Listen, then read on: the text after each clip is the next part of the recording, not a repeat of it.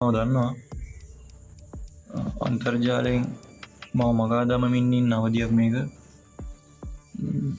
මම මතක මිනිස්සුන්ට මාව අමතක කරවමින් ඉන්න අවධියක් මේක. මගේ අතින් මොනෑම කලාවක් නිර්මාණය වුණාද ඒ වෙනුවෙන් පෙනී හිටපුසා ඉන්න මිනිසුන්ට තවදුරටත් මං වෙනුවෙන් පෙනී ඉඳලා තේරුමක් නැහැ කියලා මම විසින්ම තේරුම් කරන අවධියක් මේක. තවදුරටත් රැක් කියන ආර්ට් එක තුළ මම රියල් නැහැ. ඒ වගේ වෙලාවක මට හම්බෙන ආරාධනාවක් මේක. හේවගජ නායක